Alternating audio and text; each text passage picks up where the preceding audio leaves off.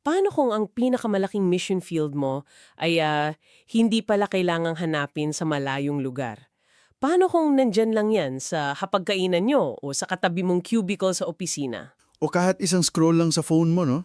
Oo nga, nandito tayo ngayon para himayin natin tong isang mahalagang ideya mula sa mga material na pinag-usapan natin kung paano ba lumalawak ang impluensya. Hindi lang yung paisa-isa. Hindi lang, kundi sa pamamagitan mismo ng mga network, mga ugnayan na, bahagi ka na pala. At titingnan natin to mula sa perspektibong Kristiyano base sa mga source mo. Tama at ang tatalakayin natin ay kung paano sinasabi ng mga material na ito na gamitin mo yung pamilya mo, yung trabaho, komunidad, Pati yung digital world. oo, pati yung digital na espasyo para sa isang mas malawak saka mas malalim na epekto. Susundan natin yung mga yapak ni na Jesus, si Pablo, yung sinaunang simbahan, based dun sa mga example sa binasa mo para mas klaro. Okay, so ang layunin talaga ng pag-uusap natin ngayon ay ito. Tulungan kaming makita at saka pangasiwaan yung impluensyang natural na nandyan sa pang-araw-araw mong buhay, sa mga relasyon mo. Kasi sabi nga sa sources, may potential dyan eh. Yung tinatawag na exponential reach. Hindi lang addition. Hindi lang dagdag, Hmm. parami ng parami. Sige, umpisahan na natin hukayin to, no? Kasi madalas, pag iniisip natin ang pag-iimpluwensya o kahit pag-share ng faith, Yung model natin, parang diretso lang. oo, linear, isa-isang tao lang. Pero may matapang na sinasabi yung source mo. Limitado raw tong ganitong pagtingin. Parang ano nga yun, pumitas ka lang daw ng isang ubas? Oo, para ganun. Mula sa isang saganang ubasan. Bali yung punto, bakit ka pipitas ng isa lang kung pwede mong anihin yung buong network, di ba? So ano ba tong buong ubasan na to na baka hindi natin napapansin? Magandang tanong yan. Sinasabi kasi ng mga material mo, limitado yung linear kasi. Hindi nito nasusulit yung katotohanan na konektado tayong lahat. Ah, okay. Ayon dito, bawat tao, hindi lang siya endpoint. Potensyal siyang gateway. Parang pinto, patungo sa ibang tao pa, sa pamilya nila, kaibigan, katrabaho. So hindi lang isa ang target mo. Hindi lang. Posibleng isang buong network. Ganito raw talaga kumakalat ang mga ideya, kultura, kahit balita. At oo, pati ang ebanghelyo. Lalo na ngayon, di ba, sa social media. Pinalakas pa. Oo. Pero idinidiin din na hindi ito bago. Hindi ito invention lang ngayon. Ito raw ay isang pattern na makikita na noon pa. At dito pumapasok yung konsepto ng person of peace na banggit mo kanina, Luke 10. Binibigyan din yan sa source mo. Oo, mahalaga yan. Hindi lang sila basta nakikinig, di ba? Sila raw yung mga, strategic connectors. Yung mga taong bukas, hindi lang sa'yo, pati sa mensahe mo. Tapos may kakayahan silang buksan yung circle nila. Parang sila yung susi sa pinto ng community nila. Oo, parang ganon. At sinasabi, ito raw yung hinahanap at kinikilala ni na Jesus at Pablo noon sa pagmimisyon nila. Tama ba? Eksakto. At yung relevance nito ngayon, sabi sa sources mo, grabe. Kasi parang ang mundo natin ngayon mas hati-hati, di ba? Oo nga. Mas madalas digital yung interaction kesa personal. Marami yung feeling alone, uhaw sa tunay na koneksyon. Totoo. So, kung babaliwalain natin tong mga network na to, sabi ng source, baka mapag-iwanan tayo, maging irrelevant. Pero kung gagamitin natin to ng matalino, ng may intensyon, Pwede tayong mapunta sa gitna. oo, mailalagay natin ang sarili natin at yung mensahe sa sentro ng daloy ng impluensya. Hindi na lang ito usapin ng bilis lang, kundi ng pagiging tunay na epektibo, sa paraang natural, sa kamakabuluhan. At para patunayan na hindi ito teorya lang, ang daming example sa Bible na binanggit sa source mo, di ba? Yung babaeng Samaritana, John 4. Classic yun. Oo naman. Isang usap lang nila ni Jesus sa balon. Pero anong nangyari pag uwi niya? Naging gateway siya. Umuwi siya sa bayan niya, nagkwento, at dahil sa kanya, marami yung naniwala kay Jesus. Grabe yun, isang tao lang. At hindi lang yan. Yung bantay ng bilangguan sa Pilipos, Acts 16. Nung naniwala siya, di ba, after nung milagro? Hindi siya nag-isa. Hindi. Buong sambahayan niya, kasama, sumama sa pananampalataya, nagpapabinyag. Isang tao, pero yung epekto, buong pamilya. Tapos, syempre yung Pentecostes. Oh, Acts 2.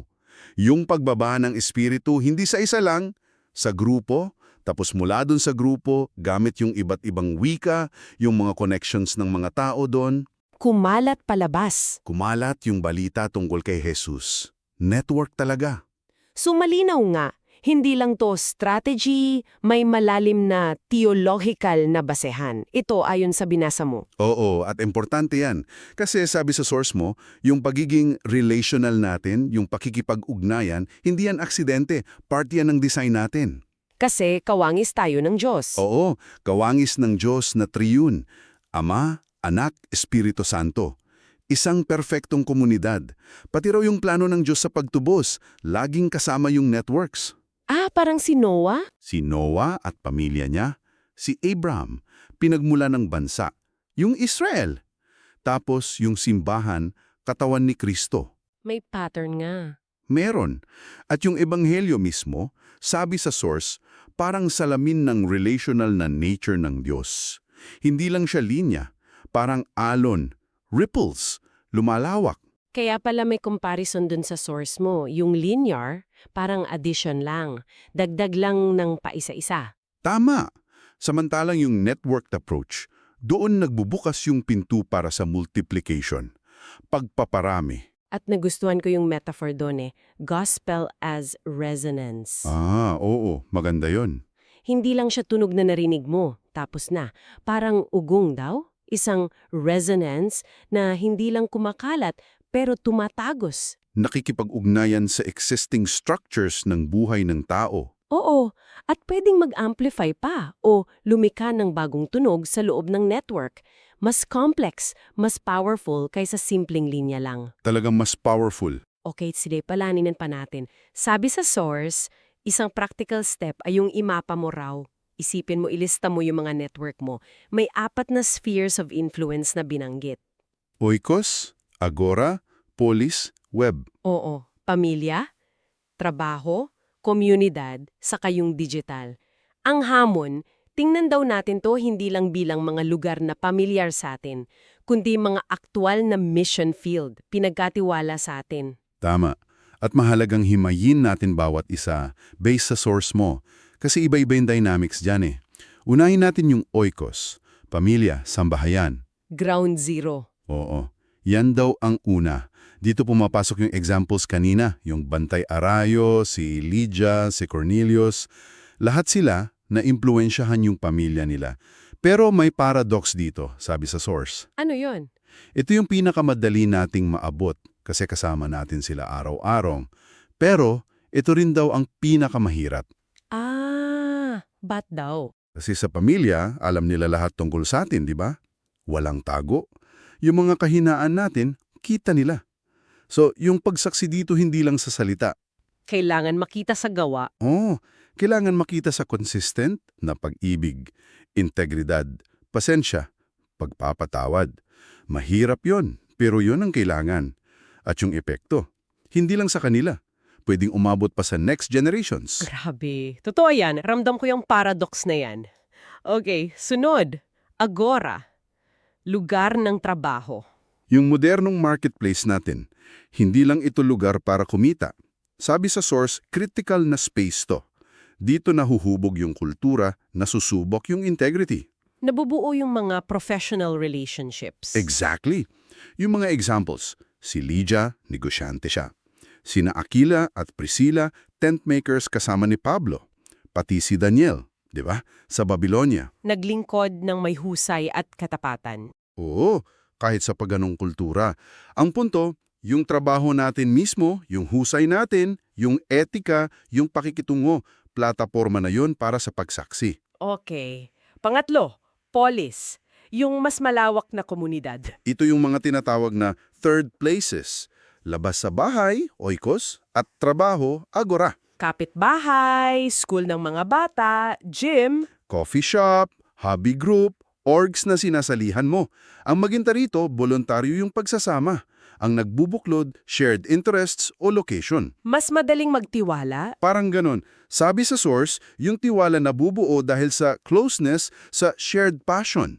Example ulit, yung babaeng Samaritana. Bumalik siya sa komunidad niya. Doon siya may influence. Ang susi raw dito, maging invitational. Mag-imbita sa buhay mo. Oo.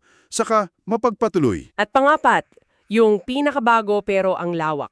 Web. Digital world. Yung modernong Areopagus, sabi sa source, yung lugar sa Athens na pinuntahan ni Pablo. Ang lakas nito, yung reach, walang border.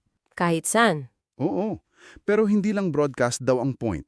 Pwede rin siyang maging space for deeper conversations, pagpapakita ng vulnerability, pagbuo ng online communities. Ang hamon nga lang, Paano maging totoo online? Paano makipag-usap ng maayos? Kasi ang bilis ng judgment online, no? oong grabe. Magandang punto yan. Hindi siguro nagbigay ng super specific na how-to yung source mo for every scenario, pero yung general principle na binabanggit ay yung halaga ng authenticity at dialogue. Ah, okay. Ibig sabihin, yung online presence mo dapat reflection ng kung sino ka offline, consistent dapat, at imbes na away o sermon lang, One way. oo, mas effective daw yung magbukas ng space for real conversation, pagtatanong, pakikinig, kahit mahirap sa mabilis at mababaw na kultura ng internet.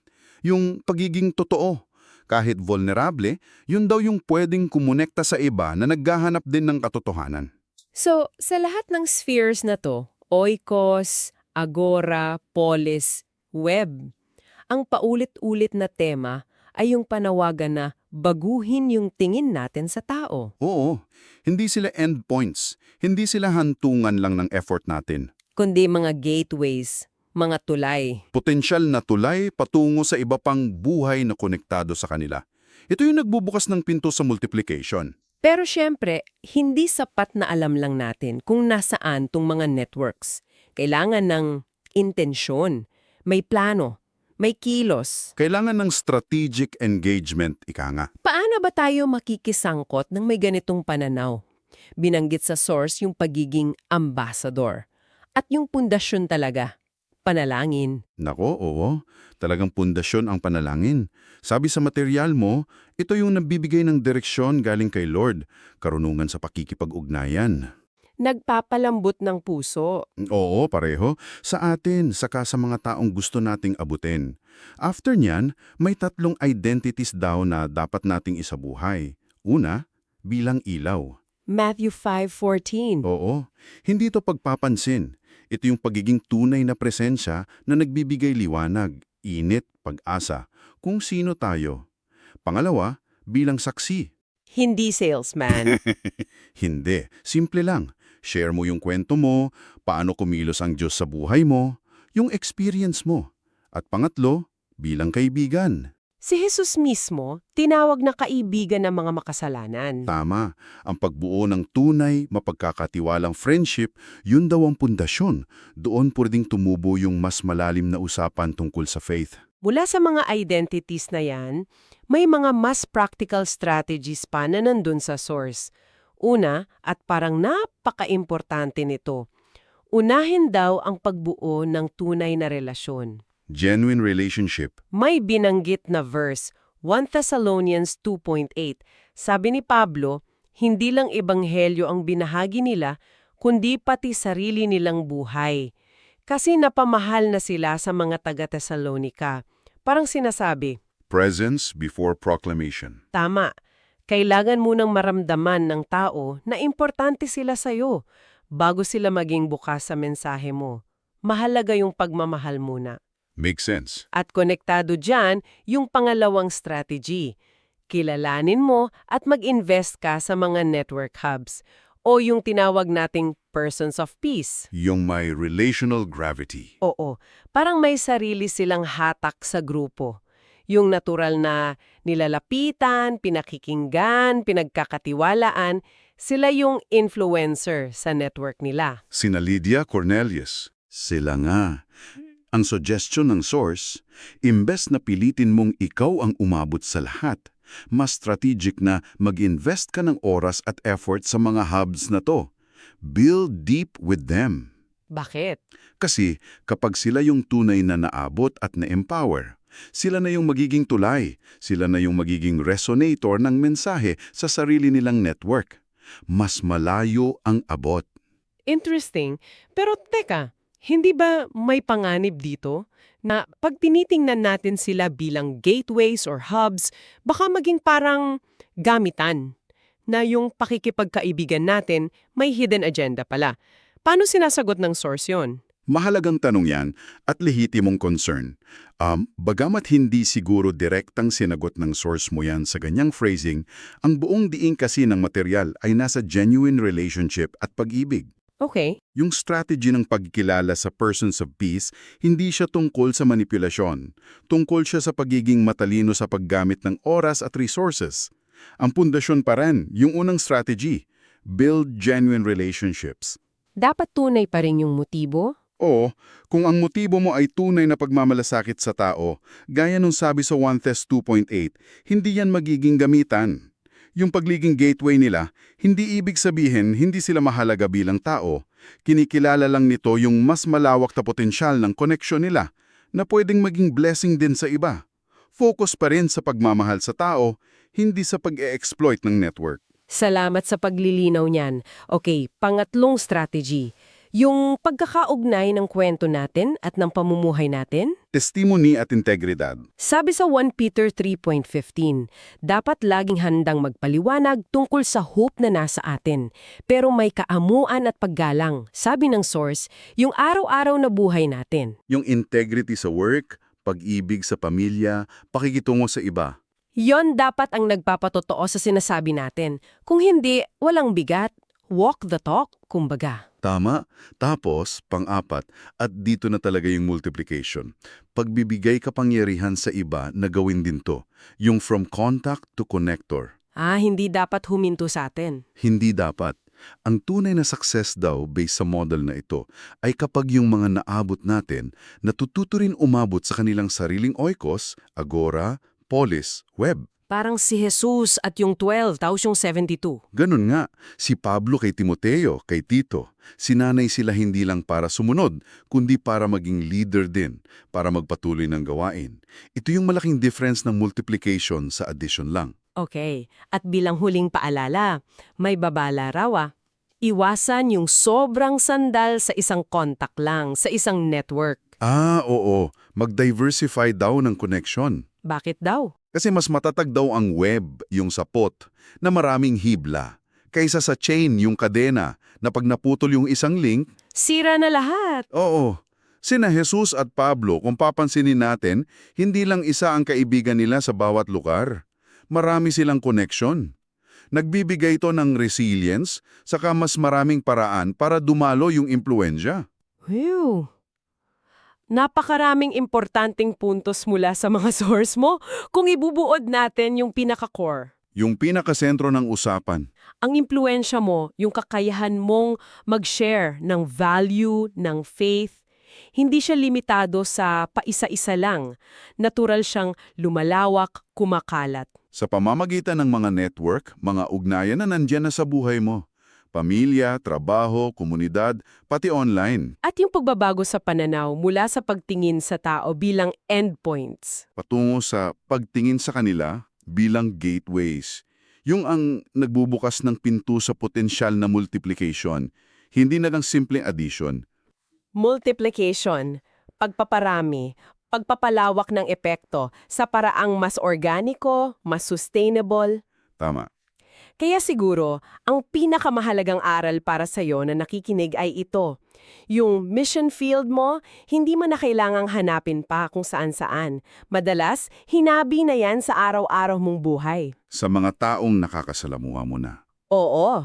Ang susi nasa pagbuo ng tunay na relasyon, pagkilos ng may intensyon, may panalangin, at pagtitiwala sa power ng mga koneksyong to. At kung ikokonekta natin to sa mas malaking picture, ang binibigyang diin talaga ng source mo ay yung pagtingin sa potensyal, sa mga ripple effects. Yung mga epekto na baka hindi mo agad nakikita sa bawat maliit na interaction. Oo. Exactly. Kaya ito ang iiwan naming hamon sa iyong pag-iisip.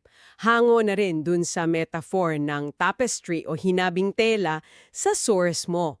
Paano kung simula ngayon, susubukan mong tingnan ang bawat pakikipag-ugnayan mo? Kahit yung mga simpleng interactions lang. Oo, hindi lang bilang kung ano ito ngayon, kundi bilang isang sinulid na posibleng konektado sa isang mas malawak, masalimuot, at magandang disenyo ng isang network na hindi mo pa lubusang nakikita.